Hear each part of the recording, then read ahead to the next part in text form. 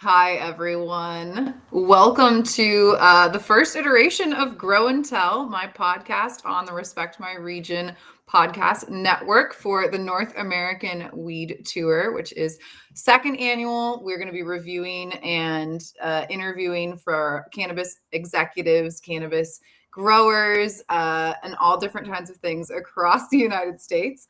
This episode, I don't have a guest. I just wanted to give you all a preview of what you're going to be hearing from me, seeing from me each week.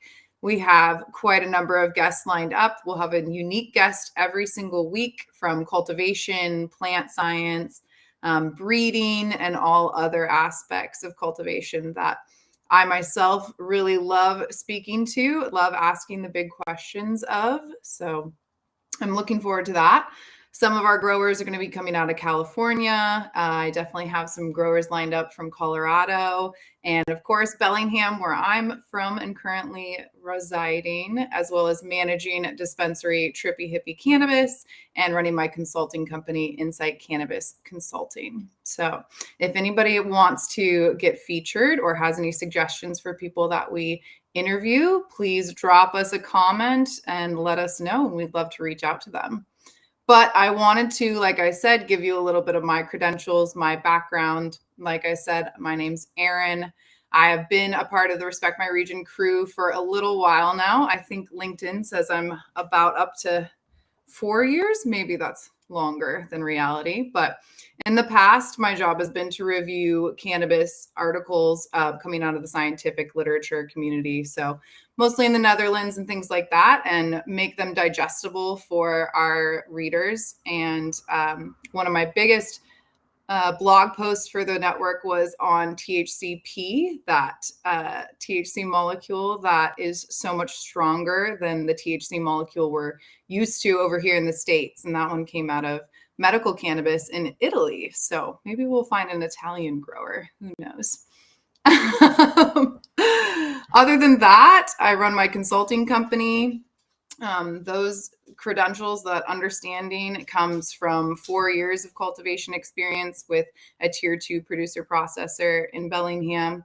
And prior to that, I got my degree in horticulture from Colorado State University. And I was studying, technically, I was studying microbiology, but I was using microbes to manipulate plant production. So my goal was to find a microbe that would make the nutrient acquisition of potatoes easier using a microbe instead of using a synthetic chemical.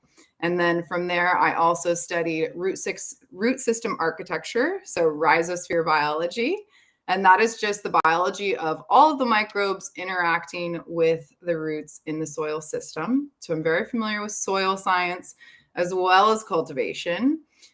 Prior to that, I was getting my bachelor's degree in research biology. So I specifically studied genetic modification. And if anybody wants to give me a position genetically modifying weed, let me know. That's the goal.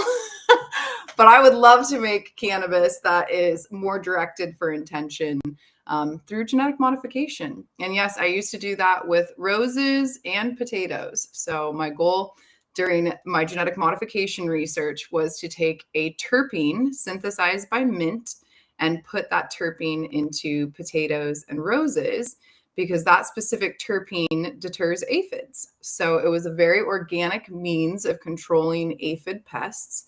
It was just involving the movement of a gene that synthesizes a terpene, which we're all familiar with from cannabis. Those are the smells and flavor of cannabis. And moving that gene so that roses and potatoes would produce that terpene on their own. So that was what I was doing prior to legalization, actually, and cannabis legalized in Washington State when I was getting my bachelor's degree. So that's when I kind of switched gears and decided I would pursue cannabis, because there is just no rule book for what we're doing. And obviously that's an exciting endeavor. So I'm excited to hear what people have to say who have been cultivating longer than me, what people have to say when they have different upbringing for cultivation, potentially black market cultivators, gone recreational, gone medicinal, things like that. I'm excited to talk to the breeders. That's something that I've never gotten to do. Oftentimes when you're in recreational cannabis, they want to just make as much flower as possible, understandably. But that meant, at least for me, I didn't have an opportunity to do breeding. So I would love to talk to some of our really cool breeders out there. Soil science is obviously near and dear to me. There are a lot of really cool new ideas in soil science, new ideas in medias just in general. So I'm excited to listen to people who are all about growing in rock wool or aeroponics. I believe we have a guest who grows entirely aeroponically in a commercial cultivation system. So yes, of course, people in the black market have been doing, or sorry, fringe market. I don't remember what we're supposed to call it.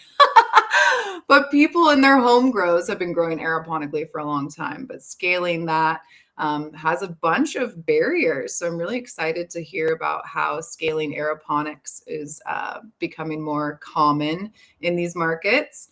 I know that people are doing interesting things over on the East Coast. I'd love to talk to people about their lighting systems and how that is impacting their cultivation. I've worked in the past with Grow Rebates, and I've loved trialing their lights and just seeing the contrast in producing yield and certain levels of quality and things like that. So I'm very excited to hear what people have to say about their lights. Nutrients obviously is always a big part of cultivation, and there are people who are brewing their own teas or making their own nutrient programs, going, off the books, off the bottle, mixing different nutrient lines together. And, I'm excited to hear what is important to these cultivators and potentially what is a faux pas when it comes to nutrients.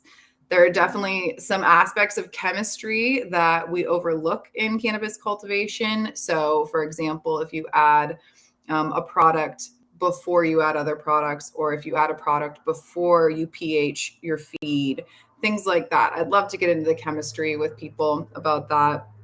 I'd love to talk about synthetically generated nutrients versus organically derived nutrients, things of that nature. And then pest control obviously is near and dear to me. Pest control has always been something that I'm interested in from an organic perspective, from a sustainable perspective.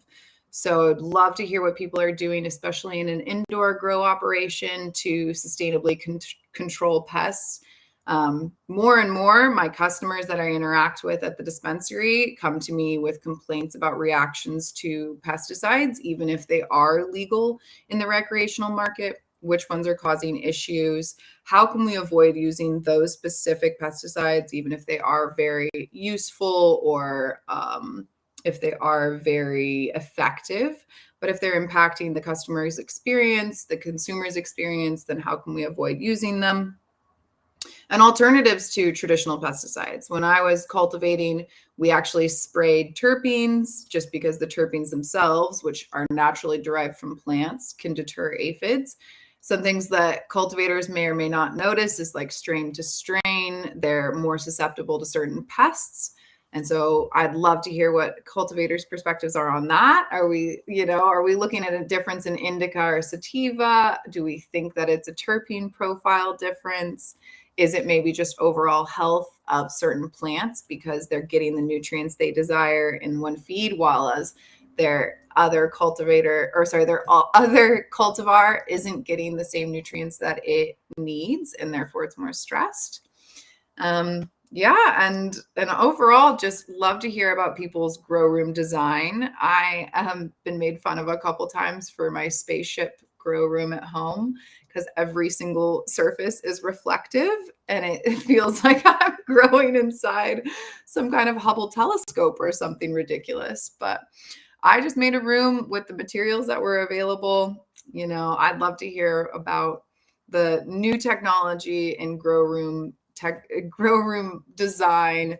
Obviously, even HVAC gets me a little bit excited. So we can talk about that as well. But anything you can think of when it comes to cultivation, I'd love to just digest and break down for people in a more manageable form. And obviously, when there's another person here, I won't be doing the same amount of talking. I do love to hear myself talk, but now that I say that, that's pretty vain. So I will be asking some good questions. If anybody has any ideas of questions that they would like me to ask, I will obviously bring them up with the cultivator or soil scientist or plant pathologist or whatever they may be. But I'm really looking forward to this experience. We're going to be doing podcasts all through October, potentially even later, for the whole North American Weed Tour.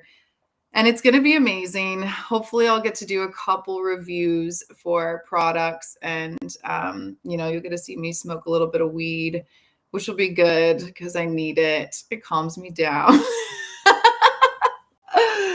And we can talk about, all of the things that happen outside of cultivation, the things that impact your experience in the garden, just like meditation or playing music for your plants or things like that. I'm excited.